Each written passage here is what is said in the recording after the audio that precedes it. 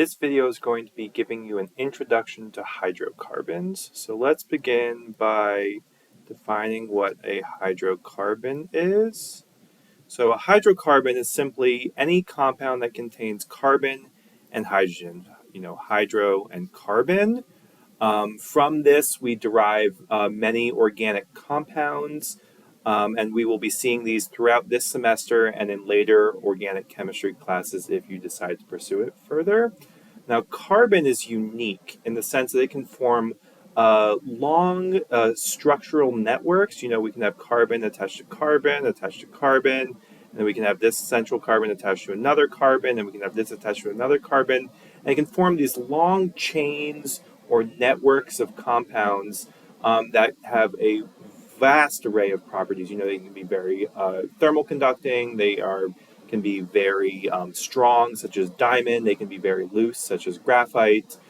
So carbon is a very unique molecule, and that's why we have something like organic chemistry to study the wider range of properties that carbon and paired with hydrogen can have. Now, there's two types of hydrocarbons. Those are going to be aliphatic hydrocarbons and aromatic hydrocarbons. And those are divided into subcategories. So in our aliphatic hydrocarbons, we have those that are known as alkanes, which we will be discussing today.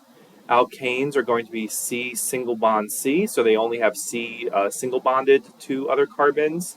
And keep in mind, these are no longer just hydrocarbons. Alkanes are anything that contain only C single bonded to C. If we go up into double bonds, we have what's called alkenes. So we go from alkanes to alkenes. Alkenes are going to be containing C double bonded to C. And if we go even further, one up, we get to alkynes. So this is a Y-N-E, alkynes. And alkynes are going to be C triply bonded to C. So the aliphatics are going to be alkanes, alkenes, and alkynes. Now, our aromatics are what we call arenes. So arenes are going to be cyclic. So they're going to be cyclic structures, and they're going to contain alkenes or alkynes in combination with alkanes. So when we're talking about arenes, and we'll talk about this comes up much more in Organic 2 courses, but arenes include things like benzene, which I'm sure some of you are familiar with. So this cyclic structure is known as benzene, and we'll notice that it's got 3 alkenes in a cyclic structure, and this would be an example of an arene. Now, the formula for alkanes, which is what we'll be talking about most today, the formula for alkanes, and I'll just write that down here. The formula for alkanes is going to be C sub n H2n plus 2.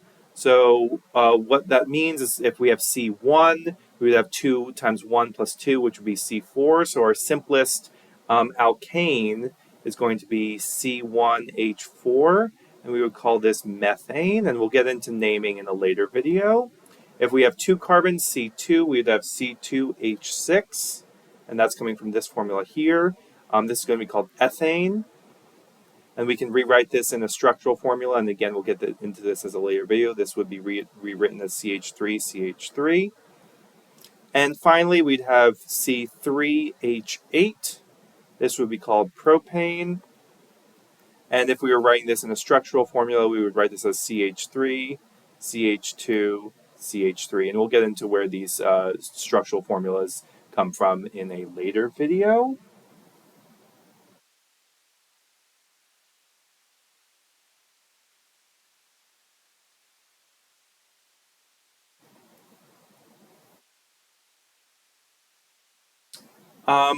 We like to talk about the properties of alkanes so we can understand both their reactivity and their states. It helps us in the lab. It helps us understand reactivity.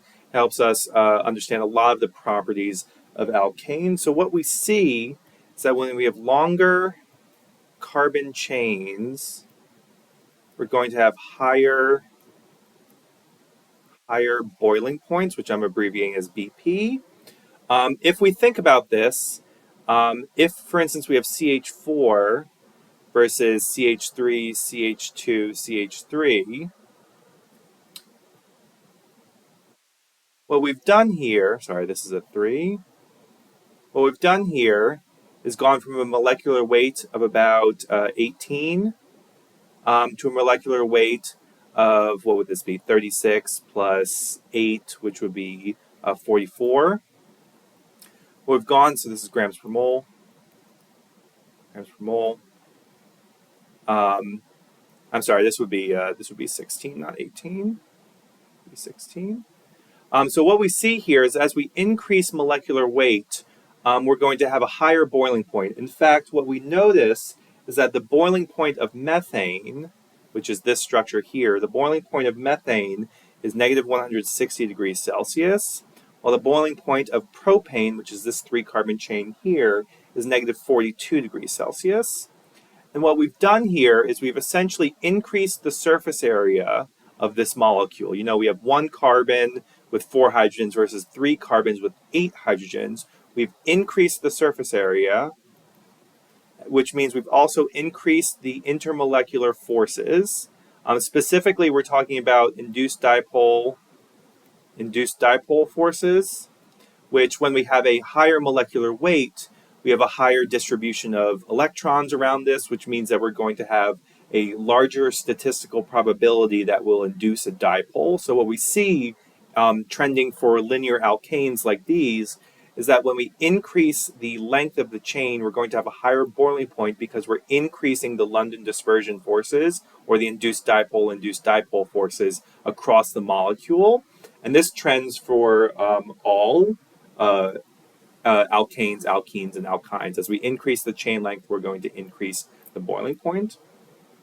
Other important things to note about alkanes, we'll see that carbon always has 4 bonds. We see that it has 4 valence electrons, so its preferred state is to have 4 bonds to it.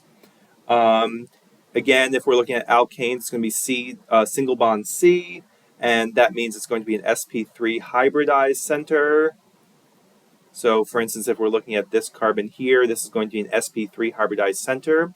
Just as a reminder, sp3 hybridized centers are going to have a bond angle of 109.5 degrees, and they're also going to be tetrahedral. And that's at this center, that's at each one of these carbons. And then general alkanes across the board are going to be, as long as they're C singly bonded to C, they're going to be sp3 hybridized with a tetrahedral environment at a bond angle of 109.5 degrees.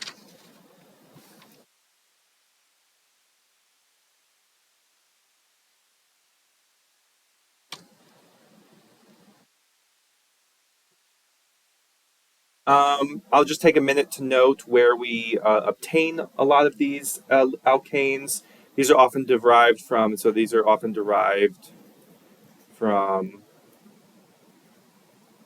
petroleum. So they are often distilled. We see that we get products like natural gas or gasoline or petroleum jelly. These are all various forms of alkanes that are distilled from petroleum. So this is distilled from usually crude oil that we get these alkanes from. What we see in terms of state of matter, remember, as the length of the chain increases, we're going to see a higher boiling point. So what we see is that C1 to C4 alkanes are going to be gases at room temp. C5 to about C17 are going to be liquids at room temp. And greater than C18 or C17 are going to be solids at room temperature. Across the board, they all have low melting points, so even these solids are going to be fairly soft solids at room temperature because they do have a low melting point. Other traits of alkanes, what we'll see is there's a thing called branching, and we'll see this when we start drawing alkanes. Branching will lower the boiling point. from the unbranched version of an alkane. And since remember, like dissolves like, we'll say we remember this from Gen Chem, like dissolves like. So alkanes are insoluble in H2O. Remember, H2O is polar. Um, Alkanes are nonpolar. They are all CH bonds, which are nonpolar.